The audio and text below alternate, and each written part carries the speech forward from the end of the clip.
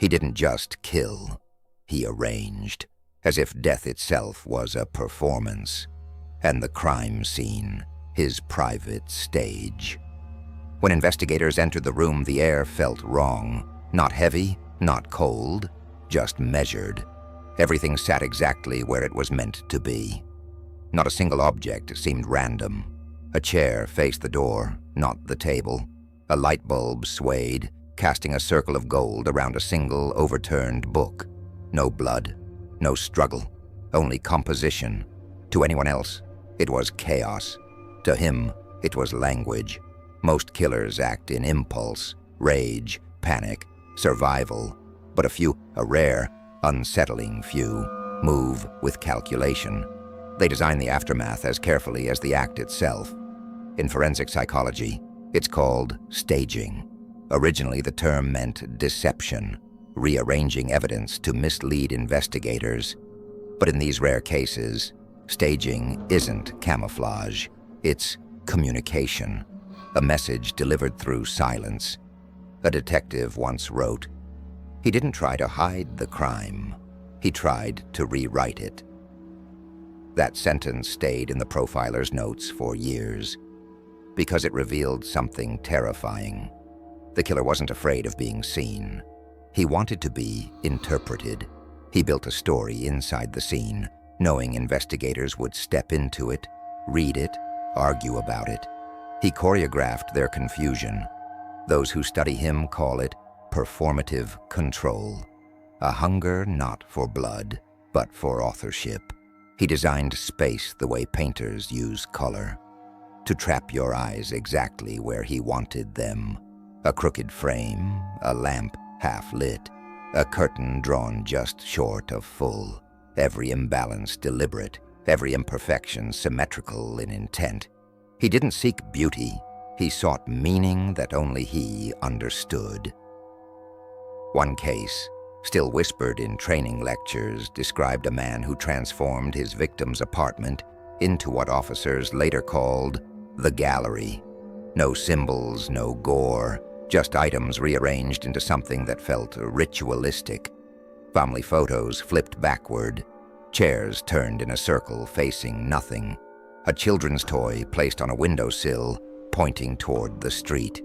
It was senseless, and yet it made sense. To him. When the profiler stood inside that room, he wrote in his report, "This isn't staging to hide, it's staging to speak." Some believe these acts stem from obsession with control. But it's deeper than that. It's possession of the narrative. When they can no longer control the victim's body, they control the story left behind. They manipulate perception itself, turning investigators, journalists, even the public into unwilling participants in their theater. It's not the murder that excites them, it's the reaction. There's an eerie artistry to it, a discipline, almost ritualistic. Many of these offenders have backgrounds in design, architecture, film. Some are autodidacts who spend nights redrawing the same patterns, collecting fragments of visual order. To them, chaos is offensive. Everything must be placed, balanced, measured. The scene becomes a mirror of their mind. Structured, obsessive, sterile, and horrifyingly calm. Imagine stepping into that silence, the hum of the light, the faint smell of dust and detergent. Nothing visibly wrong, but every instinct in your body whispering, "Leave." Your eyes wander, and you realize the room is looking back. That's what the profiler meant when he said he made emotion part of the crime. Fear wasn't a side effect. It was the medium. But why? Why turn murder into choreography? Because creation grants immortality, and in that twisted logic, staging is a substitute for God. When everything else is fleeting, flesh, time, control, the arrangement remains. The pattern outlives the pulse. The scene becomes testimony that he once existed, that his hand left order in the chaos of life and death. A criminal psychiatrist once compared it to art therapy gone feral. Each placement gives him relief. Each pattern quiets the noise inside his head. He needs the symmetry more than the act itself. That's why their crimes rarely escalate in brutality, but always in design. They evolve from mess to structure, from frenzy to architecture. They refine, until every act is a composition, until the staging becomes more important than the killing. And that's when it turns dangerous. Because for the first time, the murderer believes he's creating something worth preserving. Some of them return to the scene, not to erase evidence, but to witness the reaction. They hover near crowds, reading expressions, measuring confusion, every news headline, every whispered theory.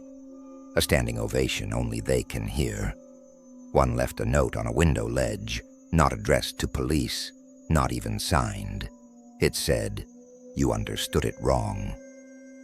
That was all. For him, that misunderstanding was victory. In their minds, staging is authorship. Every investigator becomes an accidental reader. Every reconstruction, a review of their work. And if you think that sounds theatrical, that's exactly the point. The performance is the punishment. They make us see. They make us interpret. And the more we interpret, the longer they live in the story. When the case file finally closes, there's always one question left unspoken. What was he trying to say? But perhaps that's the final trick. There was no message. The message was the search for meaning itself. He didn't want you to solve it. He wanted you to look forever. The profiler who closed that file wrote one last line in his diary. He kills to be understood, but speaks in a dialect no one else can translate. Each scene is a mirror, and the reflection is not of him. It's of us, still trying to make sense of deliberate madness. The room is still sealed. Dust covers the furniture. The light bulb has long burned out, but every officer who entered it swore they felt the same thing. A presence, a quiet watcher behind the symmetry, not haunting, just observing, because to minds like his, control never ends when the act is done. It lingers, in the angles, in the air, in the way we can't stop wondering why. They say killers take trophies to remember. That's not true. They take them to possess. Memory fades. Control does not. Every object kept is a small act of defiance, proof that the moment never truly ended. To understand the mind behind these trophies, you must forget the image of dusty boxes and trinkets. These are not souvenirs. They are anchors, fragments that hold a story in place, fragments that whisper, "I own this moment forever." Investigators call them mementos, but within offender psychology they carry a different meaning. A trophy is the continuation of the crime, an echo made tangible. Long after the blood is cleaned, after the noise fades, he can open a drawer, touch an object, and feel time obey him again.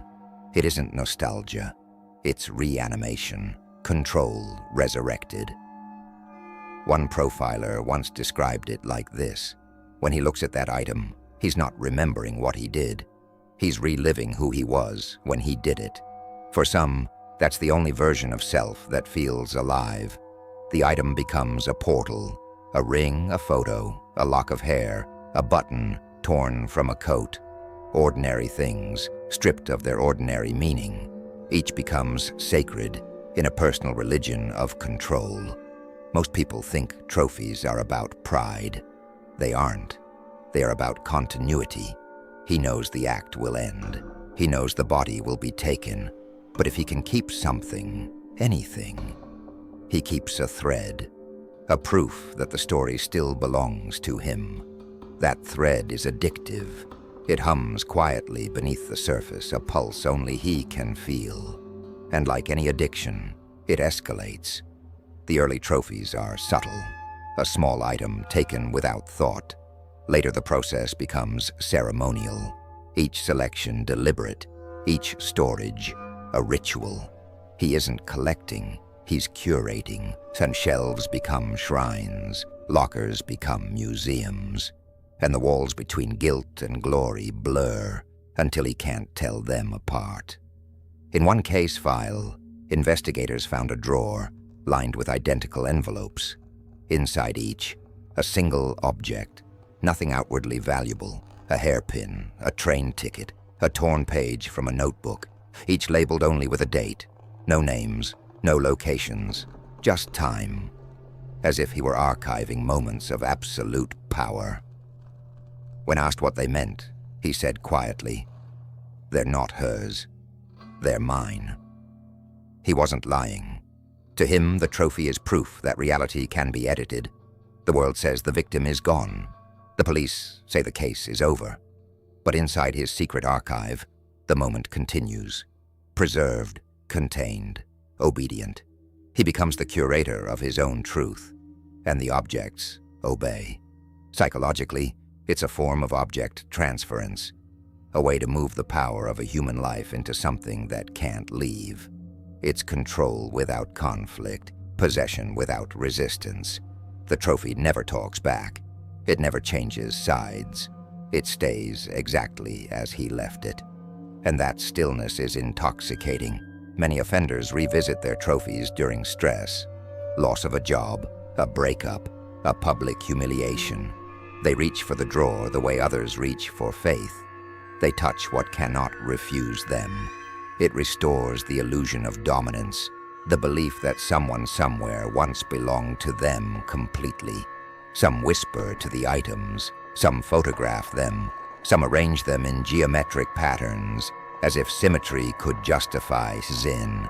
Every gesture says the same thing: I am still in control. Over time, the trophies start speaking back, not literally, but psychologically. He begins to hear what he wants to hear: approval, affirmation, sometimes forgiveness. The objects become audience and chorus, reflecting the only story where he is the creator, not the criminal. And the more he needs that illusion, the more elaborate the collection becomes. Forensic analysts often find trophies hidden in plain sight. A painting slightly altered, a keepsake embedded into furniture, an object photographed repeatedly from different angles. To him, these are not reminders of guilt. They're proof of existence, the only reality that belongs solely to him. It's not about keeping a thing. It's about keeping the feeling. That's why some trophies don't survive discovery. When police uncover them, the offender panics, because exposure breaks the spell. The object no longer belongs to him alone. It becomes evidence, and therefore public. The intimacy is ruined. The illusion dies. Many confess not to clear conscience, but to reclaim the narrative. If he tells the story first, he still owns how it's told. A veteran profiler once said, "The most chilling thing about these collections is how ordinary they look. You could walk past a shelf full of them and never feel the weight of what they mean."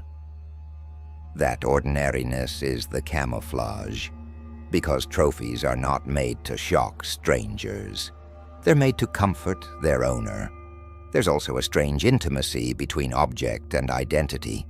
Over time, the collector begins to blur the boundaries.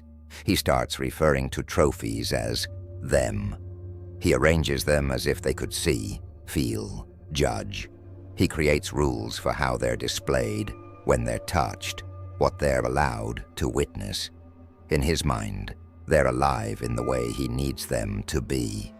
And when one goes missing, confiscated, lost, stolen, the collapse is immediate. Because it's not an object he's lost, it's himself. In the end, trophies are mirrors. They reflect the version of the killer he wishes to preserve. Not the monster, but the architect. Not the blood, but the control. And that's why destroying them rarely destroys him. Because the pattern remains in his head, etched deeper than any photograph or souvenir could reach. He will build new ones, different forms, different mediums, because what he truly collects is the feeling of being untouchable. The tragedy is that the same instinct exists in all of us in smaller, safer ways. We keep things that hurt us, letters, photos, voicemails we should have deleted, fragments of pain disguised as memory. We tell ourselves it's nostalgia. Maybe it's just control. For him, though, the archive is absolute. Each object a frozen echo of power. Each visit a quiet resurrection.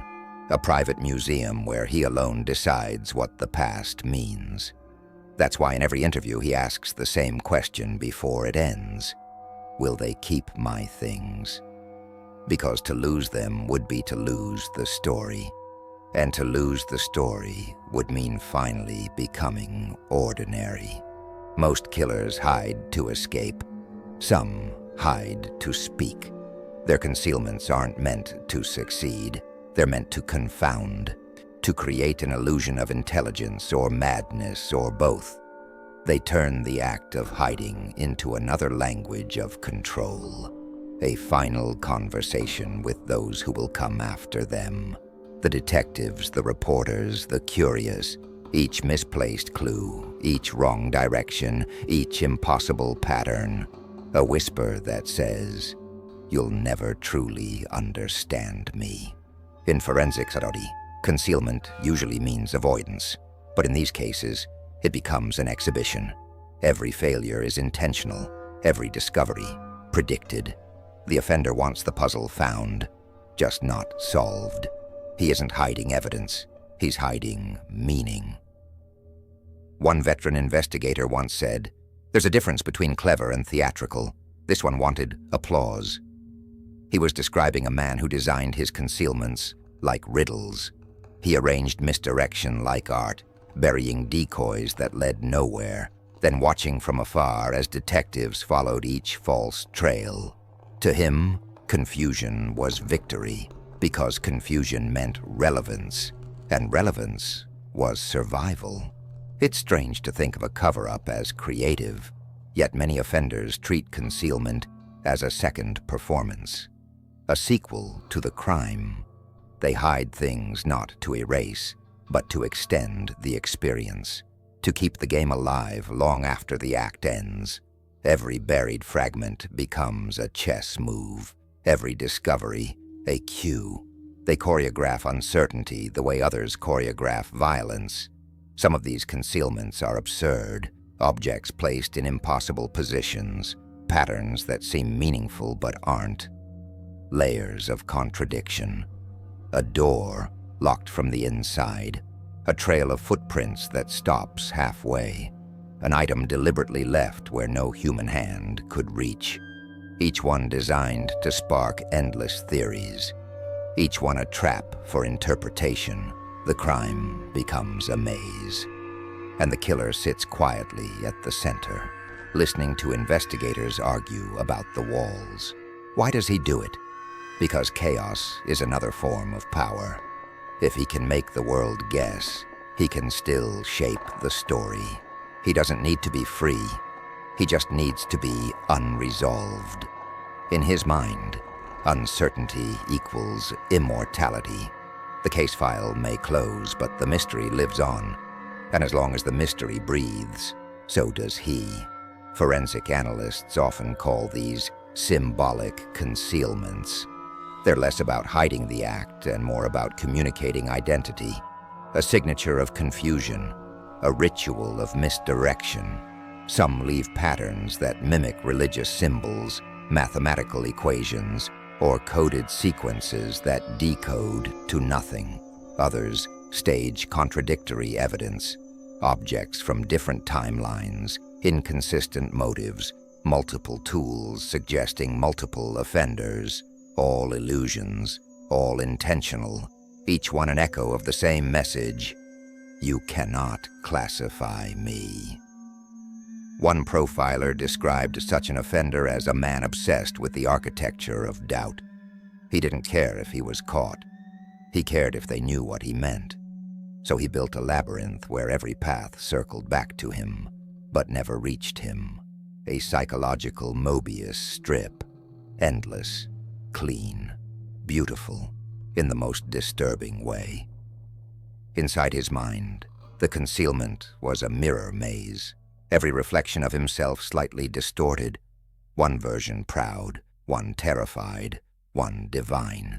He could wander there forever, safe from definition. And maybe that's why he built it, to remain infinite, to never be fully known, and therefore never be fully destroyed. Sometimes concealment has nothing to do with physical space.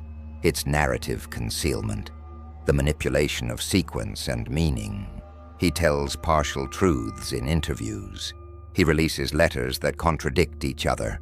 He sprinkles false empathy between real arrogance. He hides behind versions of himself like masks on a stage, and investigators chase the wrong face every time. The real horror of such offenders isn't the act itself, it's the echo. Because long after they're caught, their puzzles remain. Students debate their motives. Writers invent new interpretations. Each theory adds another layer of myth. Each myth feeds the very ego that designed it. The concealment outlives the crime, and in that, he wins again. One forensic psychologist compared it to performance art. The piece is unfinished until someone misreads it, she said. He needs misinterpretation the way others need oxygen. That's why these cases are exhausting. Every discovery feels staged. Every piece of evidence feels like bait. Even the truth seems like another trick. There's also a deeper, darker reason. Some conceal not to deceive others, but to deceive themselves. They rearrange facts, invent motives, bury fragments of reality until the crime no longer looks like murder. It becomes myth. And in myth, they're not killers, they're creators. The lie becomes a shield, a fragile, sacred illusion that allows them to look in the mirror and see genius instead of guilt. It's worth noting that not all elaborate concealments succeed. Many fail spectacularly. But to the offender, failure doesn't matter, because the point was never to stay hidden. It was to make being found interesting. They design discovery the way magicians design reveals. The gasp of realization, the shock, the illusion of brilliance. It's the closest thing they'll ever get to applause. There's a phrase some profilers use, the deliberate mistake. A clue so obvious it can't be accidental.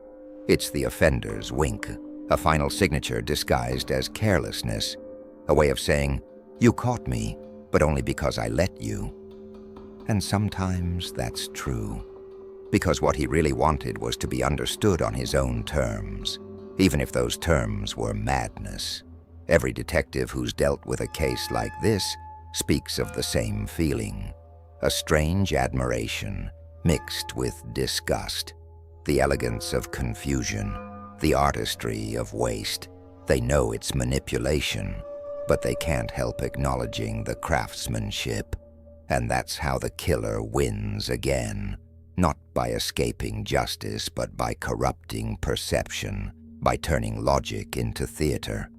In the end, concealment becomes communion. He hides, we search. He misleads, we interpret. He disappears, and we build meaning out of absence. The space he leaves behind becomes sacred ground, the blank canvas where our imagination bleeds. He knew that. He counted on it. A profiler once wrote in frustration, "I think he wanted to vanish not as a man, but as an idea. Ideas can't die, they only evolve." And maybe that's the cruelest twist of all. By confusing us, he ensured his immortality. Innovation. In most minds, it means progress. For them, it means possession. Every new method, every experiment is not about creativity itself. It's about control through novelty. If you invent the rules, no one can judge you by them. That is the psychology of inventive evil, Not rage, not hatred, but the pure thrill of creating something no one has seen before.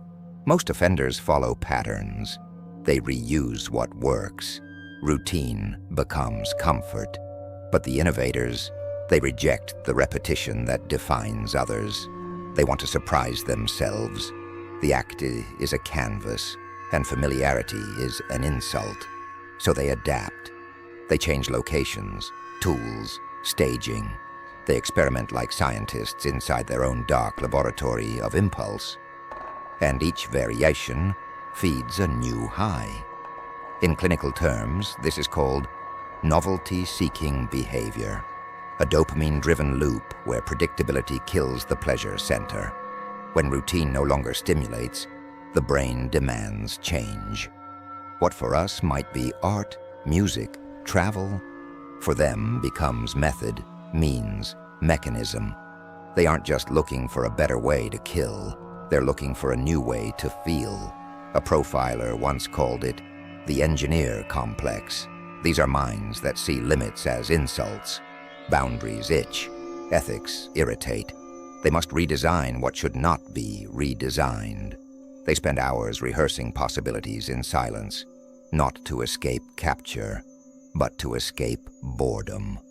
The innovation is self-medication for emptiness, a chemical solution to a spiritual void. What makes them dangerous is not brilliance, it's restlessness. Once they've discovered a pattern that works, they immediately destroy it. They erase their own blueprints just to start again, because to repeat is to be ordinary, and ordinary is unbearable. This is where narcissism and dopamine collide. The ego whispers, "You are different." The brain replies, "Prove it again." And so they do. Some build rituals so complex even they forget their purpose. The procedure becomes its own religion. Each innovation a new scripture written in shadows. Each change an offering to the god of uniqueness. The act is no longer about harm. It's about creation. They call it perfecting. Investigators call it evolution. But the truth is simpler. It's a search for self. And the only mirror they trust is terror. Innovation becomes a mask. When they invent a new method, they feel reborn. For a moment, they're not monsters. They're pioneers. The headlines call them unique. The public calls them genius. That word lingers long after the trial. The cycle feeds on recognition. They don't need praise, only attention. Because in their minds, being noticed equals being real. A forensic psychiatrist once described it as a form of identity maintenance. Each innovation reaffirms their existence, she said. The moment they stop creating, they cease to feel alive. That's why their methods never stabilize. The moment a pattern is recognized, they tear it apart. They'd rather be unpredictable than forgettable. And so their signature is paradoxical, constantly changing, yet instantly recognizable in its audacity. Sometimes innovation emerges from fear, fear of being caught, fear of being known. So they evolve defenses disguised as creativity, but fear soon turns to pride. When their new method works, the rush returns. They've outsmarted order again. And each success feels less like sin, more like design. That's how they begin to see themselves as architects of chaos, not destroyers, builders. Their masterpiece is confusion. One case file records a line from an interview.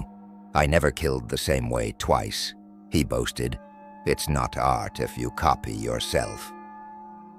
That sentence haunted the investigator. Not because of the ego, but because of the word art. He had truly believed he was creating something new, something worth defending. It's a reminder that creativity and cruelty share a border, and that border is thin enough for some to cross without noticing. Inside the mind, innovation is rewarded chemically. The dopamine spike is real. The sense of new is pleasure in its purest form. But it also wears off fast. So the acts must evolve. More complex, more symbolic, more grandiose. Soon, they're not committing crimes for impact.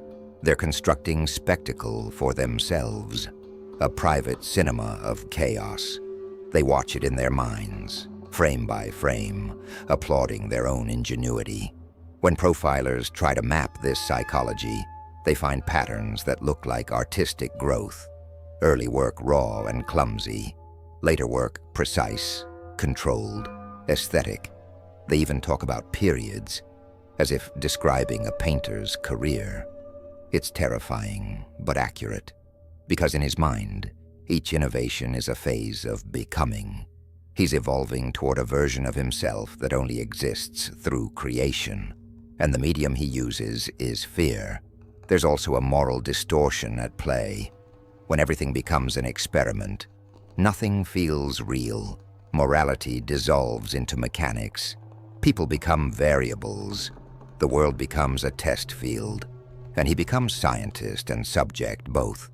In that labyrinth of self-justification, innovation becomes a moral excuse.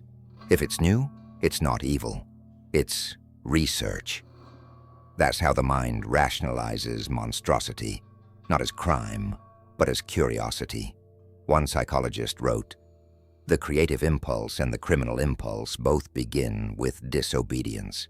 That's why many of these men read about inventors, philosophers, artists. They borrow language of genius to justify depravity. They see themselves in rebels, in visionaries, in those who broke rules and changed the world. They forget that intention defines creation, and their intention is void. Innovation also protects them from self-reflection. If you're busy inventing, you never have to feel. Each new method buries the old one, layer after layer of activity smothering conscience. They call it progress, but really it's avoidance, a manic refusal to stand still long enough to see himself. Investigators sometimes find notes, sketches, diagrams, half scientific, half artistic. No labels, no logic, just streams of geometry and phrases like efficiency, beauty, order. The pages look like design blueprints for an emotion he can't describe. They're maps of a mind addicted to innovation, lost in its own loops. And every loop leads back to the same truth. He's not seeking perfection in the world. He's seeking it in himself. The psychology of innovation in crime is really the psychology of elevation. They want to rise above ordinary mortality, to transcend consequence, to create something so different that it frees them from human definition. If people call them monsters, so be it. At least they won't be forgotten. And that is the final goal of every innovator who turns dark. Immortality through originality. The perfect paradox, to escape insignificance by committing the unthinkable. A profiler summed it up best. They don't kill for pleasure, they kill for authorship. Every method, every evolution, is a signature on the blank page of existence.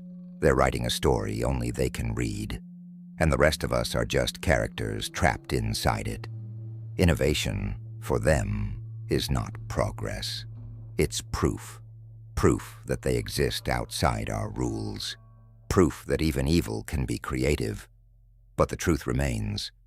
What they call innovation is just reinvention of control. The same hunger in a new shape. And like every artist chasing perfection, they never find it. They only destroy what came before. Every story ends with a mirror. Even this one. Because when we stare long enough into cruelty, cruelty begins to stare back. And what it reflects is never just them. It's us. The profiler called it the echo effect. The idea that every investigation leaves residue on the observer. You chase monsters long enough, and their logic begins to whisper in your ear. Not persuasion, just recognition. The realization that the boundary between order and obsession is thinner than we want to admit. These innovators of evil, the methodical, the theatrical, the artistic. They mirror something human, the hunger to be seen, to be understood, to turn chaos into pattern. We tell ourselves we study them to prevent repetition, but part of us watches because we relate. We too seek control over the uncontrollable. We too arrange our lives into meaning. The difference is simply the cost. Understanding evil is like looking into tinted glass. You see shapes behind it, never knowing which are yours. When the profiler reviewed years of cases, he began to notice a pattern not in the crimes, but in the audiences. Each time a killer broke the mold, the world leaned closer. Ratings rose, articles multiplied. The darker the innovation, the brighter the spotlight. The mirror widened. That's the message hidden in every elaborate act. Look at me, and we do. We amplify it, dissect it, recreate it for entertainment. We turn pathology into programming, documentary into dopamine. Even this narration is part of the loop, a safe distance replication of horror so we can feel without risk. The killer stages. We analyze. Both seek meaning, both refuse silence. In behavioral theory, this cycle is called vicarious control. By understanding a predator, we feel a small mastery over fear. But the irony is brutal. Our comprehension becomes their continuation. Every retelling keeps them alive a little longer. The mirror does not end the story. It extends it. A psychologist once said, "The fascination with abnormality is a rehearsal for empathy." Maybe that's true. Maybe empathy requires looking into darkness and recognizing the fragile machinery beneath it. But fascination can also become dependence. The more we explain evil, the more tolerable it feels. The edges blur, and soon, explanation sounds like justification. So where does understanding stop and indulgence begin? The answer lies in intention. They create to control. We observe to comprehend. But when observation turns to admiration, when the headline reads like praise, the mirror cracks, and both sides reflect the same hunger. Every profiler keeps a private rule. Never forget that you're watching aftermath, not art. Never confuse intelligence with insight, innovation with importance. They didn't change the world, they exploited it. Their message isn't creativity, it's domination disguised as design, a mirror built to trap curiosity. Still, curiosity is impossible to silence. That's why true crime endures.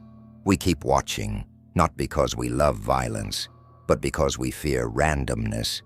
We want to believe evil has pattern, that if we decode it, we'll be safe. But safety was never part of the equation. Understanding doesn't prevent darkness. It only illuminates how easily we could fall into it. The profiler once admitted in an interview, "Every time I closed a file, I wondered if I'd learned about him or about myself." He never answered that question. No one can, because the human brain mirrors what it studies. To map the abyss, you must draw from memory. And memory is personal. There's a cruel symmetry in how stories end. The killer seeks recognition through creation.